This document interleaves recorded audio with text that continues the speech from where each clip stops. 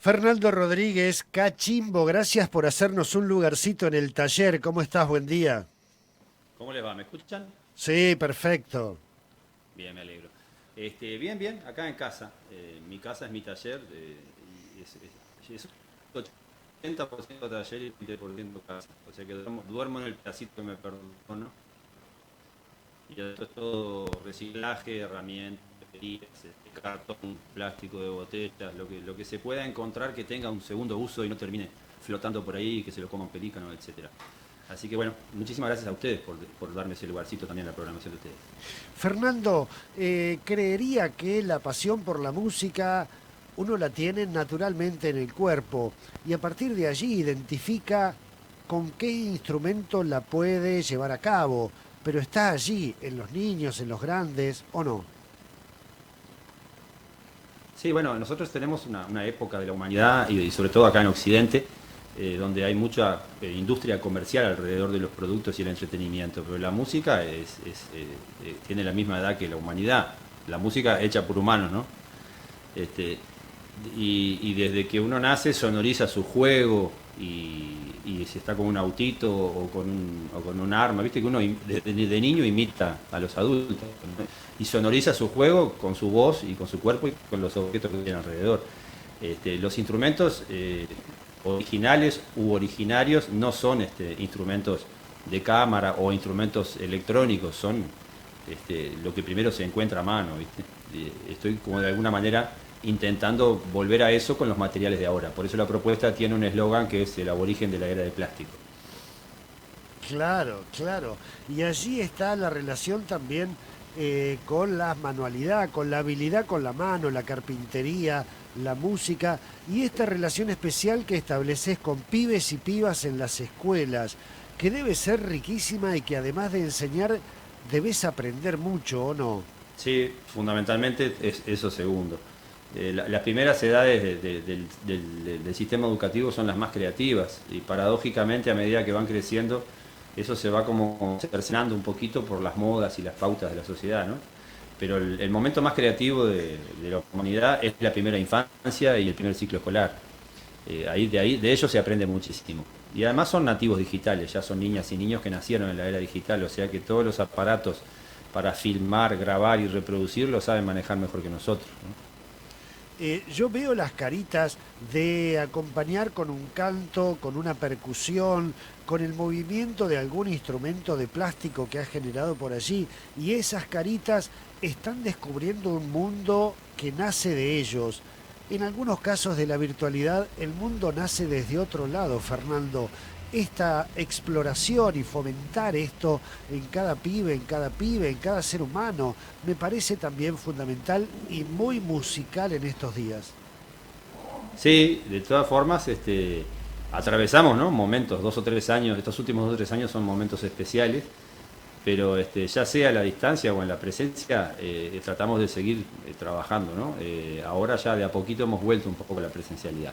Claro. Esto que están viendo en pantalla es un proyecto precioso del que yo formo parte que se llama Hornero Migratorio. Es un colectivo interdisciplinario que funciona como un dispositivo de composición colaborativa y viaja por diferentes poblaciones del interior del país y hemos tenido la suerte también de salir del país alguna vez, buscando fondos para poder hacer este tipo de trabajos, que consiste en visitar una población, conocerse, explorar el entorno, escribir una letra y grabar solistas y coristas y acompañantes y bueno, llevarse todo ese material y un tiempito después devolverle a esa comunidad un videoclip de su canción, que ese es como un momento también muy especial, porque muchos de esos lugares del interior profundo del Uruguay jamás fueron a un cine, por ejemplo. Entonces muchas de esos niños y de esas niñas se van a ver por primera vez en el cine de la capital de su departamento, ¿no? Entonces es algo muy movilizador y muy esperanzador.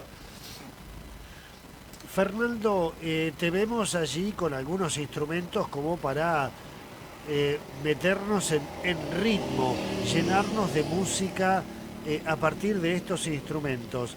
Eh, en vos la carpintería y la música fueron en forma paralela, la carpintería te dio la posibilidad de hacer instrumentos, ¿cómo fue?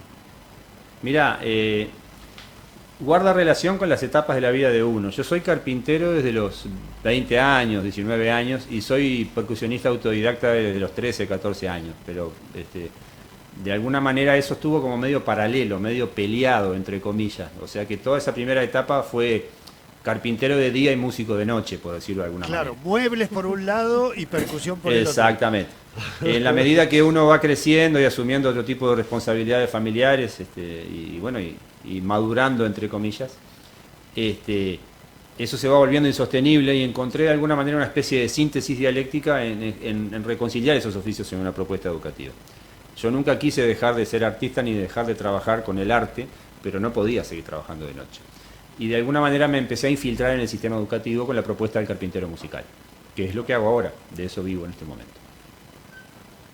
Aquí está Carla de Sechis, que se muere por hacerte preguntas, así que le vamos a hacer... Bueno, pasale la palabra. Acá estoy. Le vamos a hacer un lugarcito en el Acá taller. estoy, bueno, como buena hija de percusionista, porque soy hija de padre Mirá. batero, así que, bueno, más que complacida de poder charlar con vos. Mi pregunta es, vos que tenés mucha experiencia, bueno, en docencia y por supuesto con la percusión, ¿se puede aprender el ritmo o se tiene que nacer con ritmo? No, se puede aprender el ritmo. O sea, hay culturas que nacen con el ritmo, ¿no? Predominantemente. Yo qué sé, los africanos, los gitanos, los hindúes. Hay culturas donde la música es funcional a su propia vida, donde lo último que interesa es el producto comercial o la moda. En esas culturas es raro que alguien nazca sin ritmo. Pero se puede aprender el ritmo, ¿cómo no? Eso de yo no tengo oído, tengo menos oído que un primo, Claro, yo solo canto en la ducha. Es lo que escuchamos siempre, ¿eh? Todo eso es parte de una manera muy comercial de vivir que tenemos, ¿no? Nosotros en Occidente consumimos productos culturales y no los generamos nosotros. Y el arte es un derecho. El arte es un derecho como la vivienda, el trabajo y la educación. Y se ejerce y se reclama de la misma manera. Y esto no va más allá de lo ideológico, es una cuestión ética, moral. El arte es un derecho. El arte es un derecho que hay que ejercerlo. Y no hay por qué ser un erudito ni una persona con formación terciaria en ningún instrumento para poder tener el derecho de expresar en un instrumento o en lo que sea. Después vendrá la vida y lo competente para decirte si serás o no un músico profesional. Pero nadie tiene que tener una credencial ni un diploma para poder producir un fenómeno artístico o expresarse artísticamente. El arte es funcional a la vida y es un derecho. Para mí eso es fundamental. Sí. Sobre todo el arte nuestro, ¿no, Fernando? Porque por allí en el tema de la música, aquí lo hemos dicho, si suena mucho reggaetón, que es respetable y que es música de otra región, ese reggaetón te termina adormeciendo la chamarrita, la samba, el candombe que uno lleva adentro. También esas cosas se fusionan, ¿no? Se fusionan y las nuevas generaciones seguramente no tengan tanto conflicto como las nuestras en esos asuntos. Ajá. El tema es que hay como una política de decir, bueno, esto es lo que le gusta a la gente y esto es lo que hay que poner. No, si vos le ponés cosas buenas a la gente también las consume. Yo creo que más que ponerse en contra de lo que a uno le resulta foráneo o no le gusta, hay que hacer hincapié en todo lo otro y mostrarle a la gente y a la infancia todo lo otro. Y que libremente decida, porque la gente no es tonta. A veces los medios y nosotros mismos subestimamos la capacidad de la gente. Porque es mucho más fácil tener a la gente adormecida que con espíritu crítico, ¿no? Para cualquier cosa en la vida. La gente hace maravillas, como por ejemplo Leo Monachesi, que es oyente y que nos ha hecho todo el contacto y la gestión para tenerte hoy aquí. Sí, ya veo que es un apostolado lo de Leo, es un colaborador totalmente insignia, No. colaborador insignia, imponente. Así es. Además es músico, pero es realmente los aportes que hace toda la audiencia, de todos lados. Ya vi que el tipo está ahí pesquisando las cosas que pueden ser sustentables ahí para proponerlas, ¿no? Se ve que es un asesor de ustedes ahí. También por allá, en Maldonado lo tenemos a Milton Núñez Perdomo, que está escuchándonos en este momento. También tenemos a Liz Riboira, a Diego Manrique allá por Colonia del Sacramento. No, sí, tenemos muchos amigos allá. Estuvimos con una música uruguaya antes de ayer, está en Zurich. Claro. Redondo. Redondo, Marisol. Marisol Redondo. ¿Cómo no? Marisol Redondo, ¿cómo no? Sí, bueno, y hoy te tenemos a vos, porque sabés que, entre otras cosas, lo que vos decías recién, los ritmos que tienen africanos de otros países, nosotros vemos a ustedes, uruguayos y uruguayas, con mucho ritmo natural, con un ritmo muy auténtico, muy genuino, que en el caso tuyo lo despertás ya en las infancias. Los vemos muy musicales, Cachimbo. Bueno, Uruguay tiene más allá de que porcentualmente la población afrodescendiente no es tanta, en la influencia, en la cultura y en los ritmos, sí, es predominante. La música uruguaya tiene mucho del carnaval, tiene mucho del candombe y de la murga, que la murga ya es como otro capítulo aparte y a veces se confunde desde afuera del país el candombe con la murga y se arma con una especie de cóctel que a nosotros nos cuesta entenderlo, pero bueno, es lógico, ¿no? La interna la conoce quien vive adentro. Pero el candombe de alguna manera es un ritmo que nace en Uruguay, con instrumentos que nacen en Uruguay, pero que viene de otros lugares. Ojo, la chacarera llega a Santiago del Estero de Perú. O sea, todo vino de algún lado. Como dice la canción de Jorge Drexler, yo no soy de aquí, pero tú tampoco, ¿no? O sea, claro, que todo es relativo en ese sentido. No hay nada más afro que un bombo legüero. Sin embargo, es algo totalmente de América del Sur y jamás se lo asocia con la cultura negra. Pero el bombo legüero llega a Santiago del Estero del Perú, de la samba cueca, y muchísimos referentes, no solo de la percusión, sino del bajo, de la guitarra, del guitarrón, vienen de la música afroperuana. No olvidemos que estamos hablando del virreinato del Perú y del virreinato del Río de la Plata. O sea, tenemos muchísimas influencias que ya nos cuesta asociarlas con sus orígenes. La chacarera es una.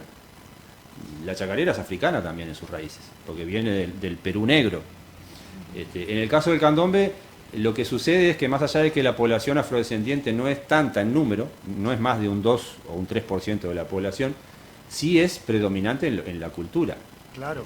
Y de alguna manera, sobre todo en las últimas décadas, el candombe funciona en todo el país, en todos los barrios y en todos lados. No solo en Uruguay, ¿no? En muchas provincias de la Argentina, en algunos lugares de Río Grande do Sur, en Colombia, en Chile, en muchos lugares hay comunidades de uruguayos o no que practican el candombe también. Qué belleza escucharte y además ir viendo las imágenes donde vos estás generando instrumentos y música y ritmo y comunicación, porque se trata de eso. Se trata de también despertar algunas partes del cuerpo que las tenemos adormecidas. Quizá, Fernando, la diferencia que tenemos entre Uruguay y nuestra República Argentina es que nosotros durante muchos años miramos más hacia afuera. Europa nos deslumbró, no tanto como a ustedes que se reconstruyeron. No creas que hay tanta diferencia en eso. Yo creo que el Uruguay de alguna forma es una provincia que no fue, por motivos históricos y económicos, por intereses ingleses. O sea, nosotros somos un país muy extraño, somos una especie de tapón como lo es Panamá entre Centroamérica y el norte de América del Sur. Y eso a la larga nos terminó dando una identidad interesante. No hay que mirarlo todo de manera negativa, ¿no? Pero históricamente somos uruguayos porque fracasamos como latinoamericanos. Somos un invento de los ingleses para que Argentina y Brasil no se maten entre ellos. Y aparte ni nombre tenemos, porque somos un pedazo de tierra que estamos a la derecha de un río. República Oriental de Uruguay. Enhorabuena, Fernando. No, lo digo con cariño, porque yo soy uruguayo y me siento muy orgulloso de ser uruguayo, pero nosotros somos una provincia del sueño federal que no sucedió. Entonces, a veces cuesta entender eso también a lo largo de la historia. Y en la Argentina lo que pasa es que, bueno, Argentina es un montón de países para nosotros. Nosotros somos un pedacito de tierra muy chico y la Argentina es un montón de países. Cada provincia tiene sus propias identidades, ¿viste? Entonces, también hay una riqueza imponente que lamentablemente no se difunde, ¿no? Y un montón de lugares interesantes que seguramente debe haber cosas increíbles que no las conocemos en los medios, ¿no? Es un país enorme. Así es, Sí. así es. Bueno, en un ratito nos vamos a un pequeño país en nuestra pequeña provincia, que es el norte neuquino, vinculado con Chile, y donde Claro. las cantoras, las mujeres históricamente agarraron la guitarra y expresaron lo que sentía el pueblo. Hay una... Claro. Cada región debe tener Claro. cosas tan divinas, ¿no? Que hay es eterna ese campo para explorar. Totalmente. ¿Cuánto falta para que se vayan a esa tanda? Y deben faltar como 6 minutos, podemos hacer todo un tema Entonces, si musical y quieren, todo. si quieren muestro un poquito Dale. estos Te iba a objetos que pedir están por eso, acá. te iba a pedir eso. Dale, Fernando, ¿cómo no? Después tenemos una versión libre de Gilberto Gil que hiciste vos, que son casi Ah, 2 mirá. minutitos. Anduvieron investigando, anduvieron pesquisando. Así Bueno, Bichando. esto que está acá, por ejemplo, es un invento que a mí la verdad que me enorgullece mucho porque de alguna manera colabora con democratizar el acceso a los tambores, ¿no? Se llaman plastidombes de lata, son 3 tambores que entran uno dentro del otro, son latas obviamente, pero las membranas son plásticas, son botellas descartables procesadas con aire caliente. Y equivocándome mucho, fui como llegando a resultados interesantes, y si bien no sustituye, ni es el propósito, a un tambor tradicional, permite el acceso a un costo mucho más accesible y súper liviano y compacto, permite el acceso a las infancias para poder aprender a tocar tambores sin tener el dinero o la importancia física para cargar y pagar un tambor. Claro. Esto es una lata de cielo raso de pintura de techo de 20 litros. Adentro tiene 2 latas más. Esta fue una lata de pulpa de tomates. Que la vamos a poner por acá. Y hay una lata más, tipo muñeca rusa, ¿no? Ay, claro. Mamushka, claro, la mamushka Exacto. de los tambores. Y esta es una lata de miel de 10 litros. Entonces, de alguna forma, la lata de 4 litros emula el tambor chico, la lata de 10 litros emula el repique, y la lata de 20 litros emula el tambor piano, que son la cuerda de tambor del candombe, que también es bastante versátil para tocar otros ritmos que no son necesariamente candombes. Entonces, lo que voy a hacer ahora, para que la teleaudiencia pueda apreciar un poco de qué se trata este invento y escucharlos todos, no hay 3 Fernandos acá, Claro. no hay 3 cachos. Entonces lo que voy a hacer de manera más rápida o instantánea es utilizar una lupera, una grabadora de secuencias, para que los 3 tambores funcionen juntos, ¿no? Acá en el piso, que la cámara no llega, pero se les muestro de acá, hay un pedal de loops, una lupera, ¿tá? Una grabadora de secuencias, que es la que nos va a permitir que esto suene todo junto. Ah, dale, porque por ahí hasta Música te en podemos vivo. aportar desde acá algún sonido, vamos. Qué lindo. Bueno, voy a girar este micrófono, que es el que está conectado a la lupera, y este es el que queda en contacto con ustedes. Ahí estamos acomodando los instrumentos, estamos en el taller allí en Montevideo de Fernando Rodríguez Cachimbo. Estamos ahí, nos vamos. ¿Arrancamos? Arrancamos. Vamos. Muy bien. Va a ir la primera pista para grabar la secuencia.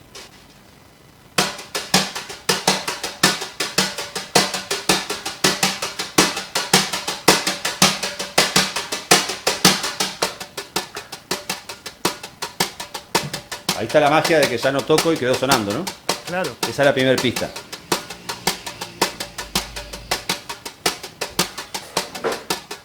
Se va la segunda.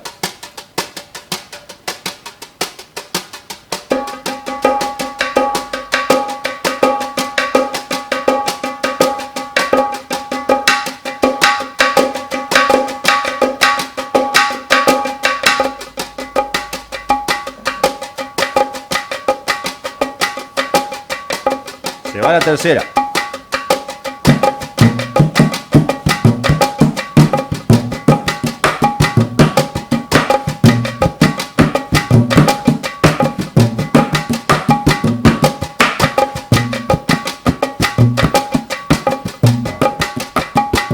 Ahí quedaron presentados los 3 tambores y ahora voy a utilizar el repique, que es el que más improvisa en la secuencia, de manera libre, sin grabarlo.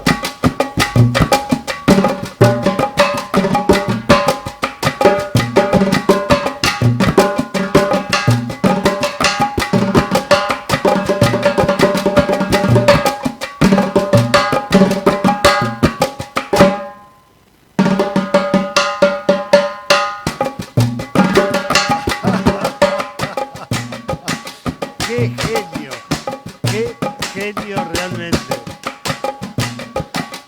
Música que nos está llegando en vivo y en directo desde Montevideo.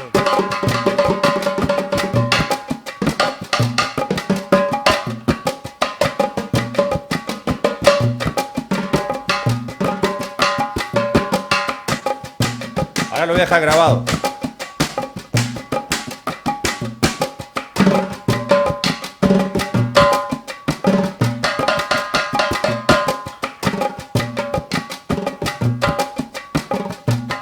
Vamos a agregarle alguna cosita más.